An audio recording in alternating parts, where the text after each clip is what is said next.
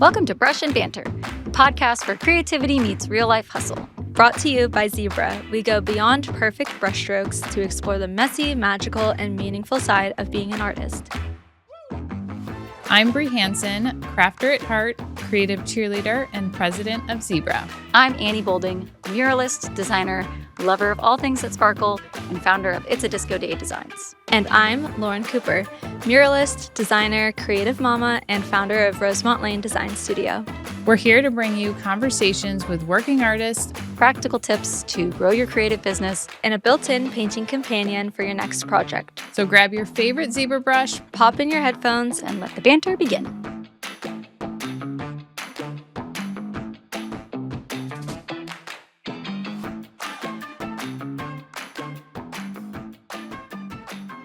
Hey everyone! Today's episode is such a fun one, especially for anyone who's ever dreamed about creating with their best friend or is already doing it and wondering, okay, so how do we actually make this work?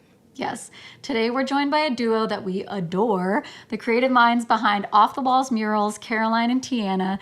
These two paint bold, thoughtful, community-driven murals that transform entire spaces. They're talented, they're intentional, they're hilarious, and they're building something beautiful together. So today we're diving into behind the scenes of being besties in business, the highs, the we need to talk about this moments, the ways creativity can deepen a friendship, and the systems that keep everything running. So Caroline and Tianna, welcome.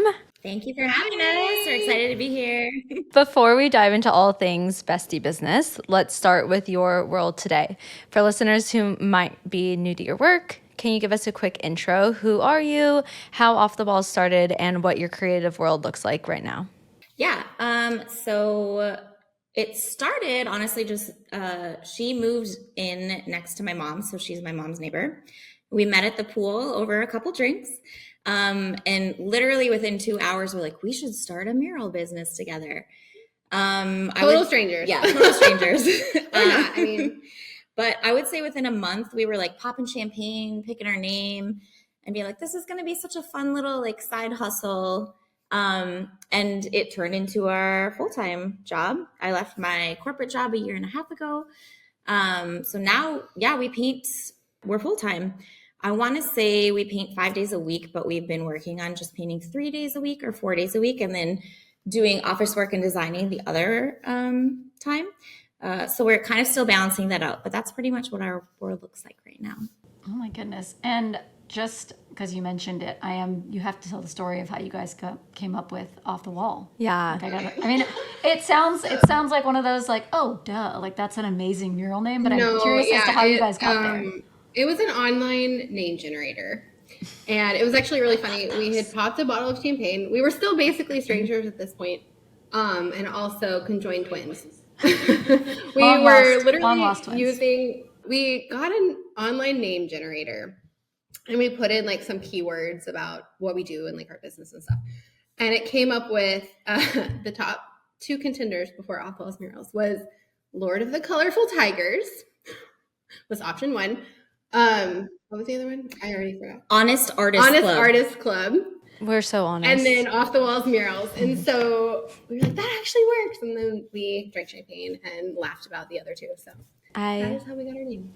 Love that. And so, let the cards fall where they may. See what this online bot has decided that we should do. Mm-hmm. I love that you guys were essentially practically strangers. But, back in those early days, once you guys fully jumped in, was there a moment where you thought okay, this is actually working? And maybe the self-doubt of I'm jumping in with a total stranger. What if this doesn't? But I'm curious about those early days where it was oh, this is going, this is fully working. For me, I feel like it was almost instantly. I didn't have really any doubt, but I think because we started so casually, I had my full-time job. This was just going to be something fun on the side. And then we're I started an Instagram before we even had any branding or anything. And then we're oh my gosh, we're getting followers. What do we do? And then we got a client. We're what do we do? Everything happened to us. We weren't ready for it. We had to learn as we went. And so honestly, just slowly, we had to trust each other because we're how do we do this? How do we do this? So I would say it was pretty much always kind of like that. But the point when I was finally like, I need to choose either my corporate job or this, at that point, I had obviously trusted in us enough to be like, just take a leap of faith and go for it. From the beginning, was it like a verbal understanding? And then did you check in at a certain amount of time?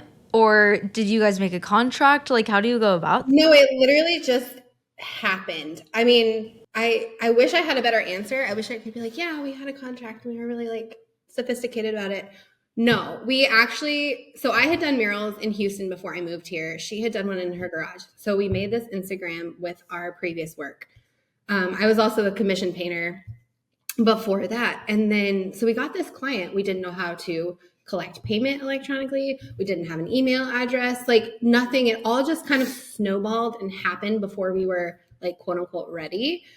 So we figured it out as we went. We naturally just kind of, we're both very similar and we're extremely hardworking, but we don't really like to tell somebody else what to do. We just like to see what needs to be done and then do it.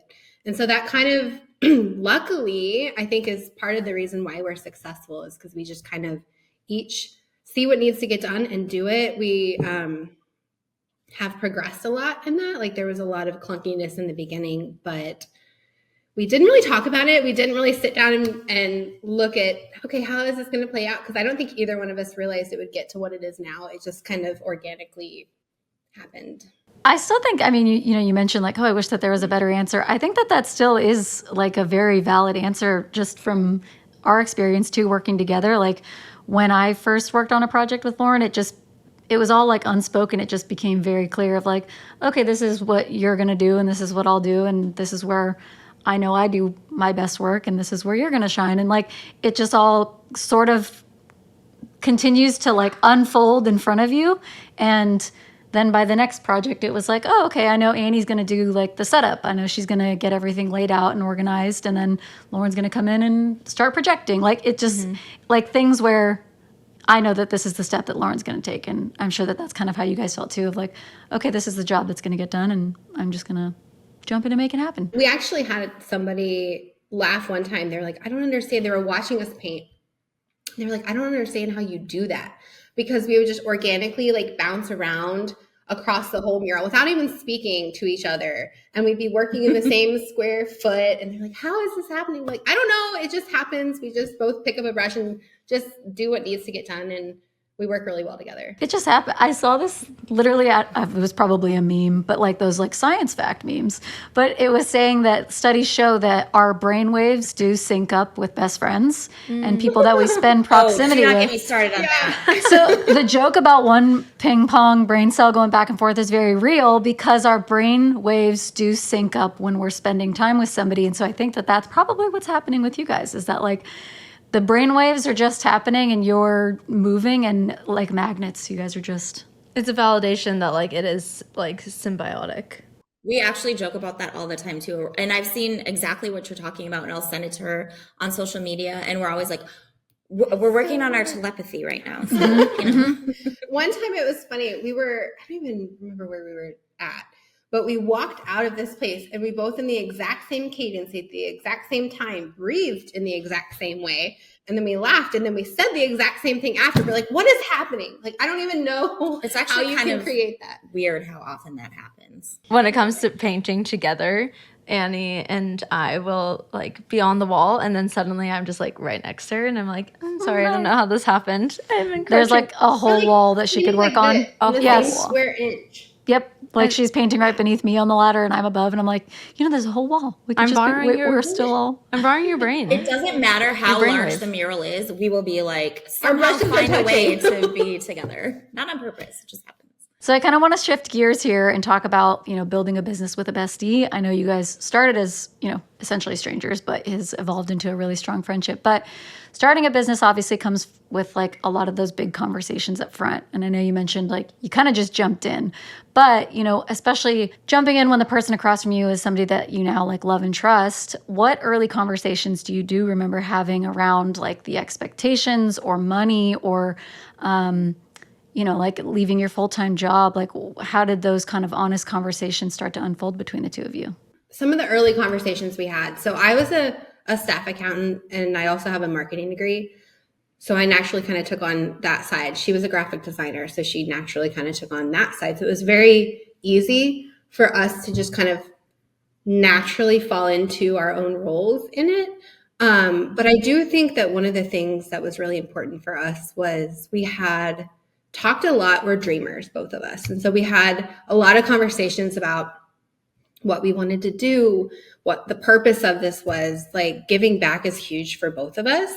We want to donate a lot of murals every year. We'll talk about this later if you'd like, but we're going to be building a nonprofit as well. And there's just a lot that we are aligned on.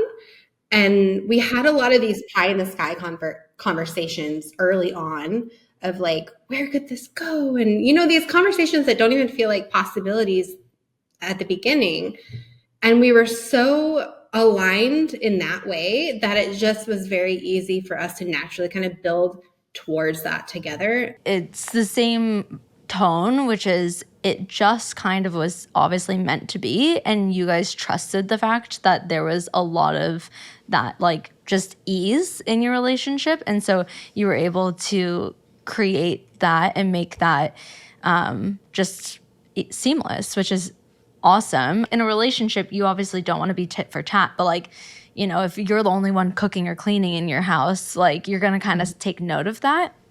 Was there anything that, like, when you guys officially teamed up and when you were, like, working in your own zone of genius that you guys had to, like, work harder at? Like, did you have to pick up anything new, a skill that you weren't expecting, or it really was just totally seamless? Once I left my full-time job, we had a lot more like processes put in place. It was like, we need a task list, we need a calendar, all of this stuff that we didn't have before. And balls got dropped. Like, I'm sure we let so many clients go because we didn't follow up. Yeah. So I think having that, so right now we have a task list. Every day we've got X amount of tasks. We trust each other and we respect each other. So like, I would never want to take advantage of her and vice versa.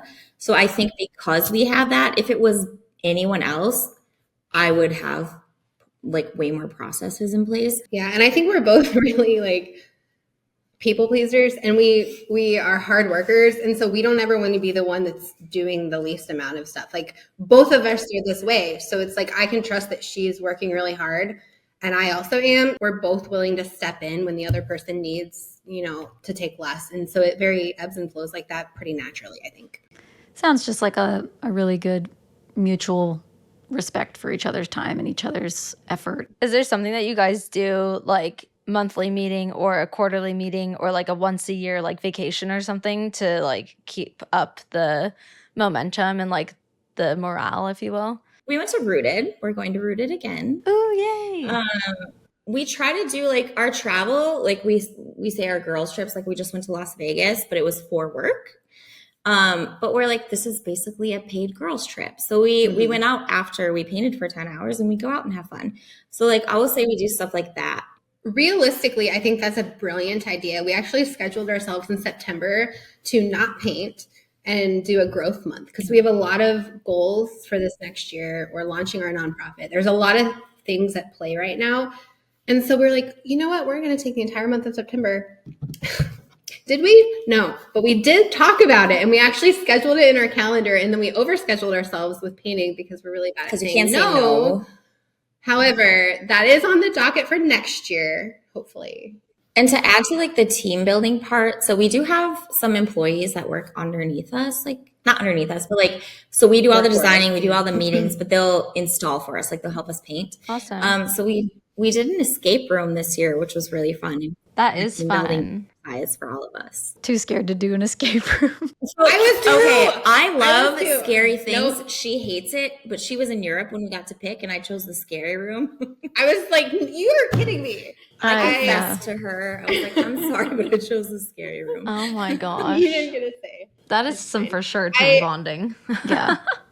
Okay, quick pause, because if we're talking about smart problem-solving products today, we have to talk about Zibra's newest launch. Yes, meet the Edger series. This brush is basically every painter's dream if you've ever stood in front of a wall thinking, if I mess up this line, I might cry. The edger was designed for exactly that moment. Clean, sharp cut-ins, crisp corners, which I love, smooth, controlled edges without 10 layers of tape and a prayer. Zibra is so good at this. They don't reinvent the wheel, they refine it. And the Edger series is the next step in that mission, bringing comfort, precision, and pro-level control to every job site, mural wall, or DIY project. If edging has ever slowed you down or stressed you out, you're going to love this brush. It's built to make the hardest part of painting feel kind of satisfying. And you can be one of the first to get your hands on the Edger at enjoyzebra.com. And of course, you can use the code BANTER10 at checkout for 10% off. So make sure you're edging smarter, paint smoother, and save yourself from all the chaos.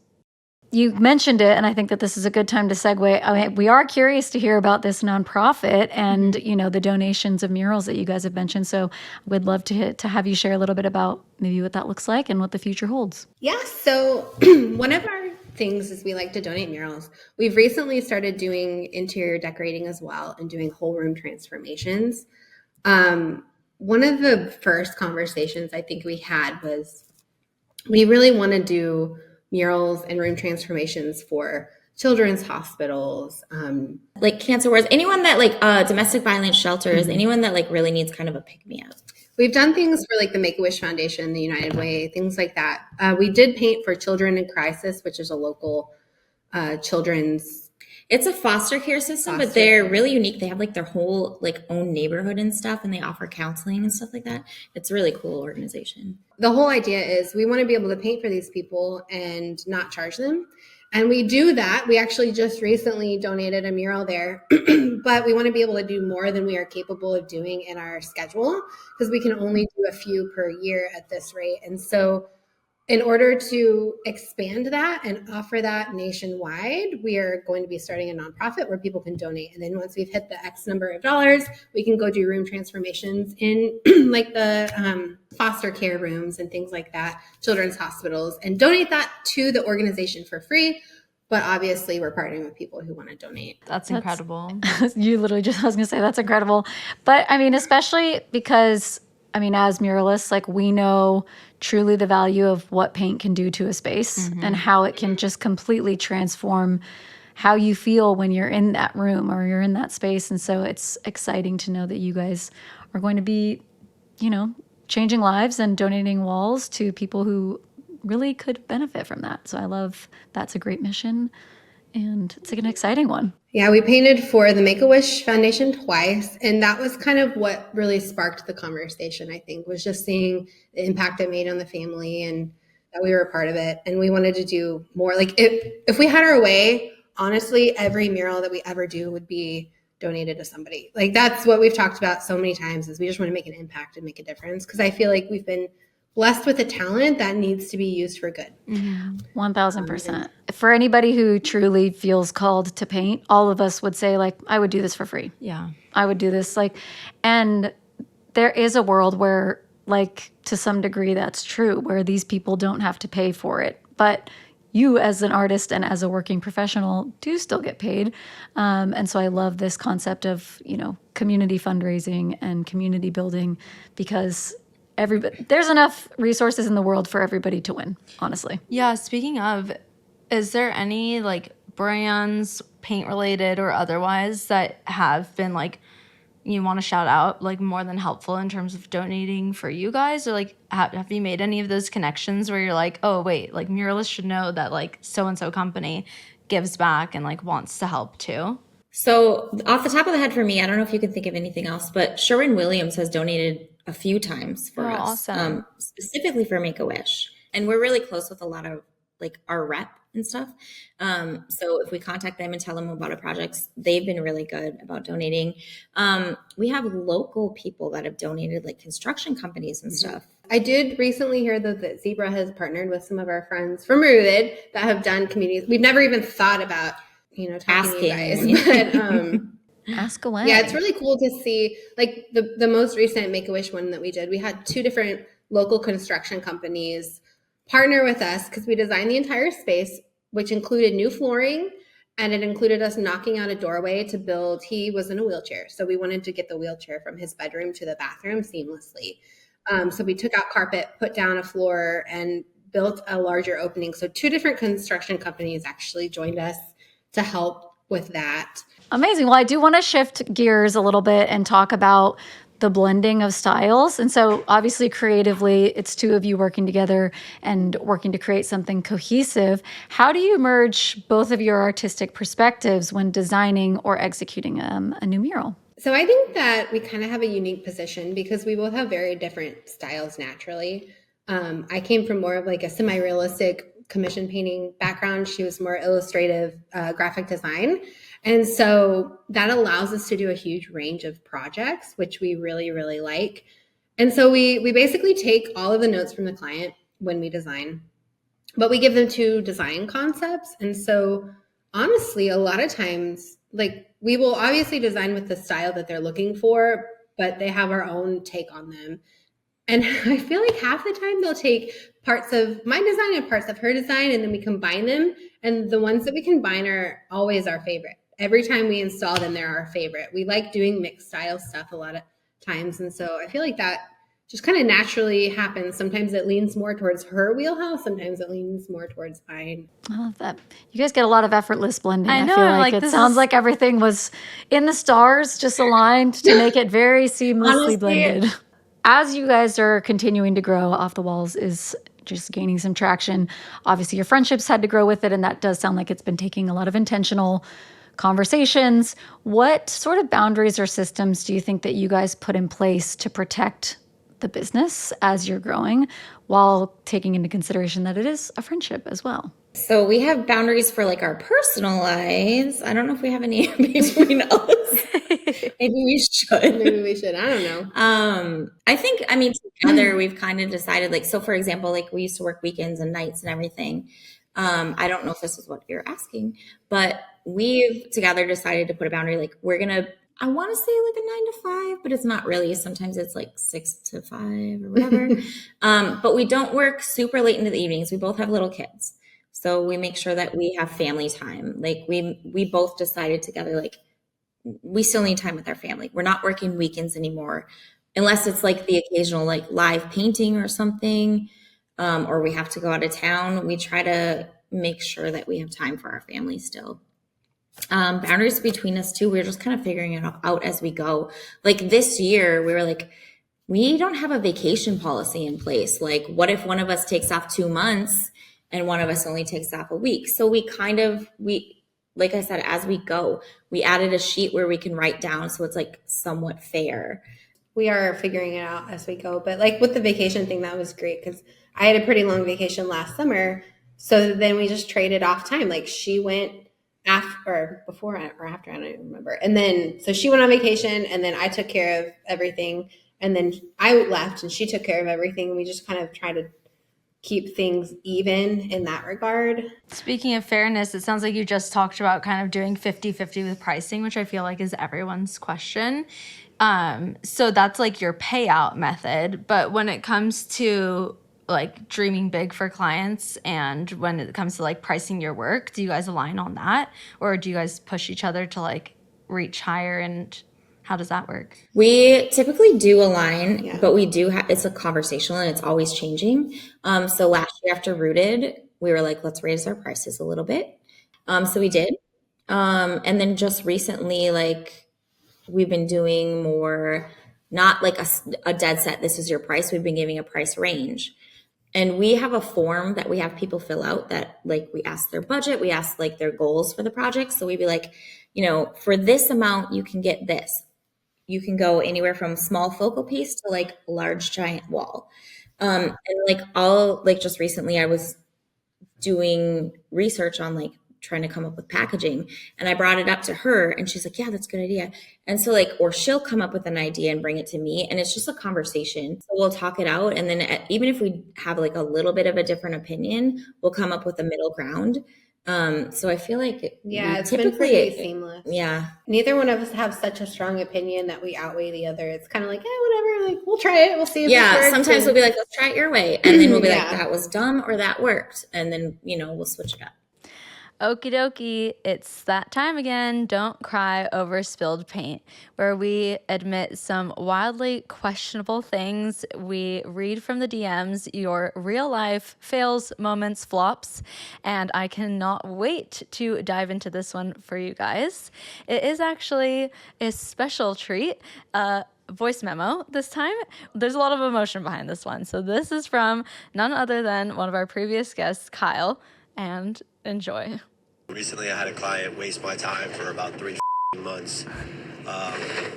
Mind you, this is a national level brand with more than enough resources to be able to facilitate what they're trying to facilitate. But basically, they wanted a mural on the side of their warehouse. And after like 3 months of going back and forth and calls and quotes and wasting my time, they basically were like, we only want to partner with artists that are willing to do trades, aka we don't want to pay you, aka we're a cheap company and we want to do little trades, tradesies.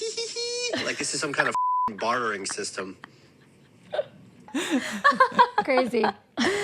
Yeah, I'm sorry, but every once in a while a trade sounds nice, but in reality, especially with a huge brand, like no. Yeah. Like no, we know you have the funds. Mm-hmm. We know you have the resources. Mm-hmm. Give the artist the respect. You know how many times I'm like, contractors got paid so much for this. The building part is part of it. The decor part is part of that too. Anyways. Thanks, Kyle, for the submission. Thanks. We loved hearing all of the chaos. And make sure you guys keep sending in your spilled paint moments. We love to hear about them, and they might just make it on the pod.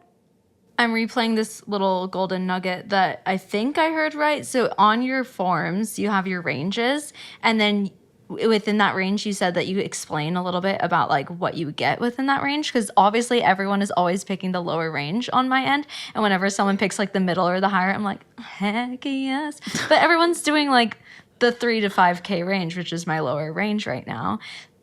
I must be doing something wrong, so I should describe in there kind of like what you get for that. So like our first point of contact after, we'll send them a form and be like, give us the size of your wall.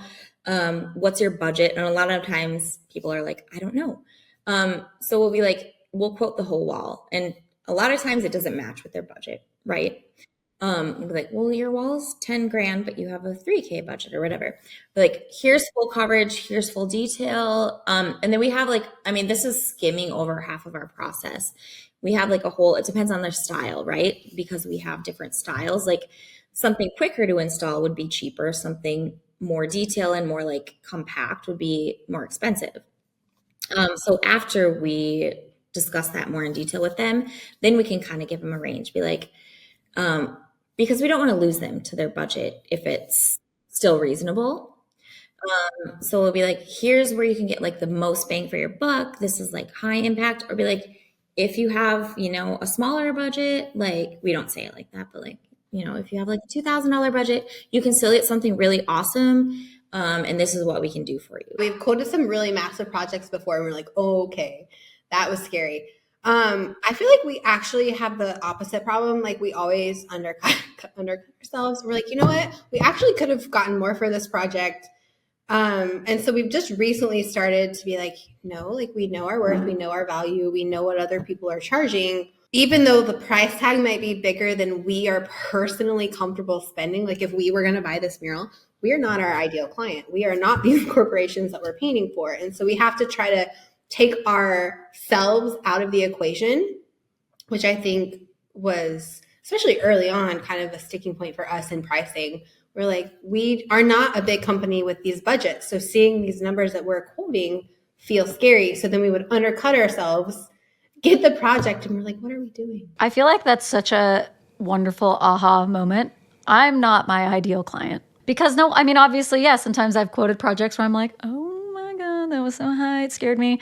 But yeah, you're absolutely right. Like I'm not this big brand with millions of dollars backing it. I just love that. So thank you so much. That was a beautiful golden nugget moment for me to even hear. Are there any other like big projects that you're really excited about for 2026, or moments that are coming up in the future where, you know, you're expanding your team maybe, or have new offerings that you want to share? Obviously, the nonprofit is a big thing in our spaces. We are trying to expand our area. So right now, so I'm from Minnesota. Mm-hmm. I have like a really talented artist friend who lives up there. And I flew up this summer to do a mural with her, and she's done a couple by herself.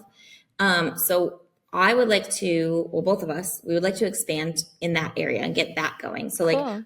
we're busy here in Florida. I would like to have us be busy now in Minneapolis and like the surrounding cities. She would like to start where she's from in Oklahoma. So I think we're going to start trying to have, and like, obviously I can't fly up to Minnesota all the time. So we'd have our designated artist there, and then I'd join, or maybe we'd both join if we get a big project. So I think our next thing is like, yeah, like expanding to different areas, but slowly and manageably. Yeah. And bringing on people that we trust, because I have family in like the Oklahoma area and the Branson area, but I don't have any artists there yet that I would trust. Well, in Oklahoma, I might.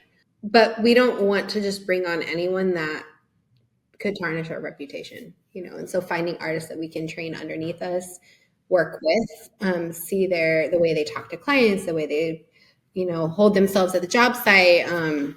That's harder than you think to For find. sure. I did a in-person workshop where I met Sam, who's one of my lead painters, and what I call it is Rosemont Lane certified. So you guys could kind of like use that where like when you're explaining to the clients, because that's the other hard thing is you're like, oh, I have the communication, you're reaching out to us, but you're going to work with my lead painter, Sam, who's Rosemont Lane certified. It just kind of like feels a little bit more of that like professional vibe.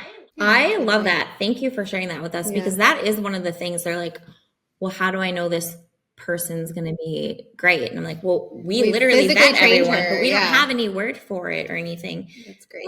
That's really smart. I think the other thing that, you know, for you guys at least impressing upon clients, like you two have built your entire business on trust between each other, trust of partnering with a total stranger and building a life together and building a business.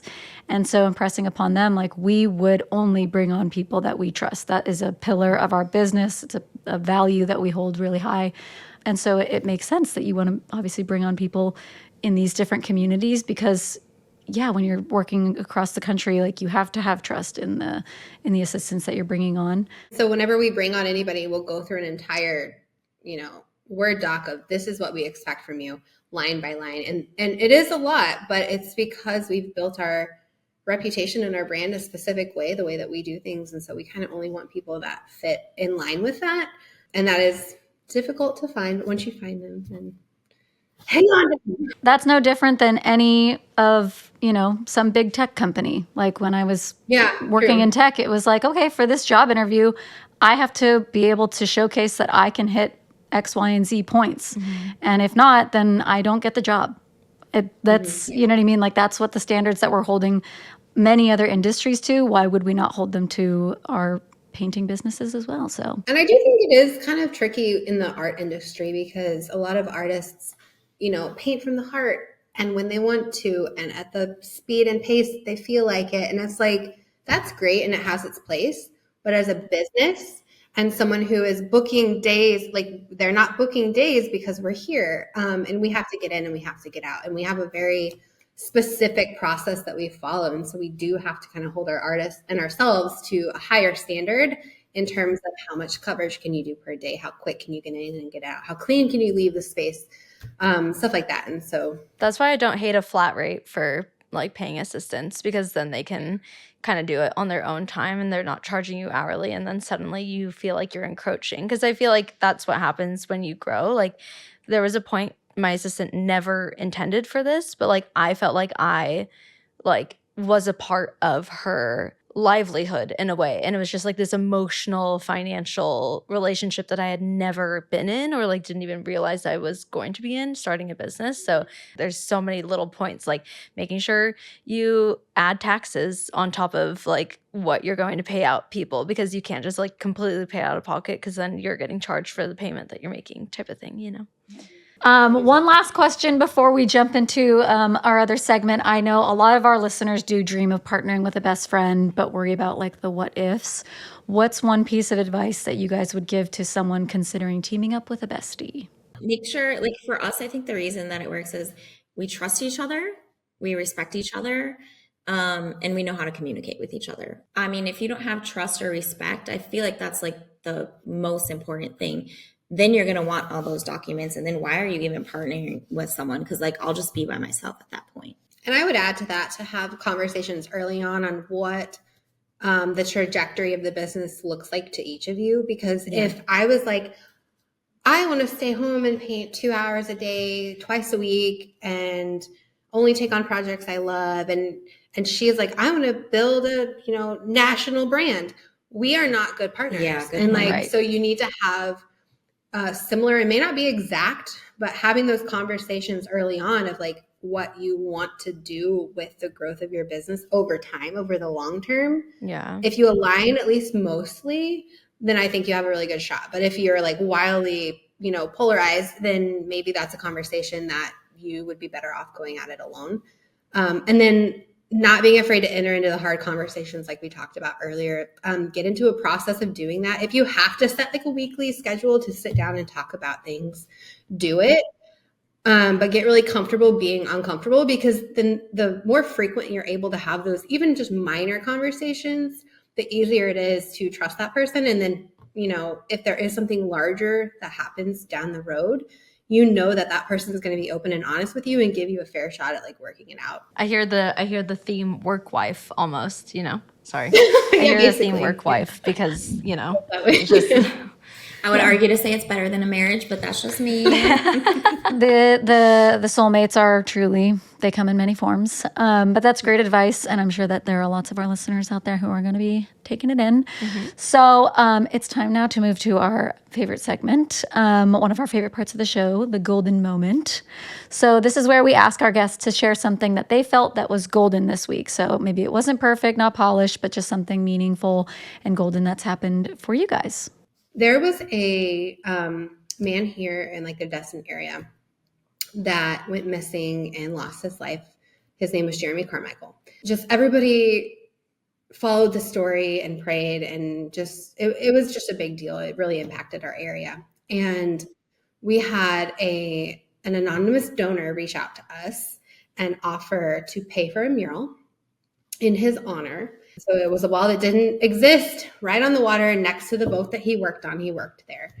We met the family. We met his mom. It was like the most emotional and incredible project to be a part of. The mural was full of things that were a nod to his life, his favorite saying, things he did, things he loved, His tattoos.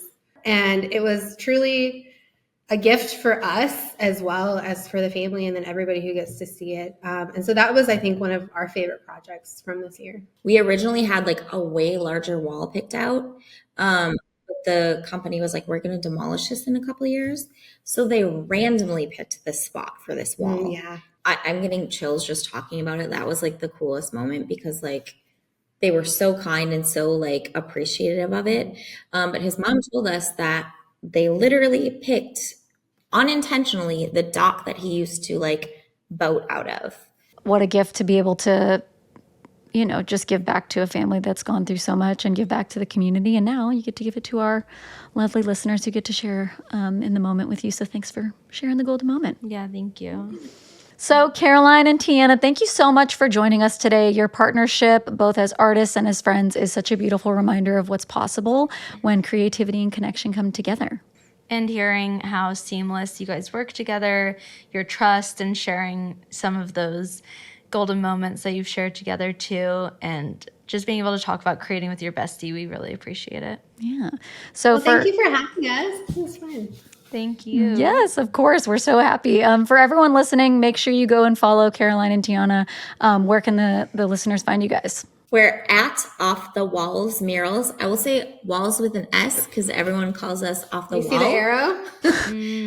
But at Off the Walls Murals on TikTok, which we're not very good at, Instagram, and then Facebook. Or www.offthewallsmurals.com. Awesome. Oh my gosh. No, this has been so Once a much year. fun, and it's been such a fun reunion.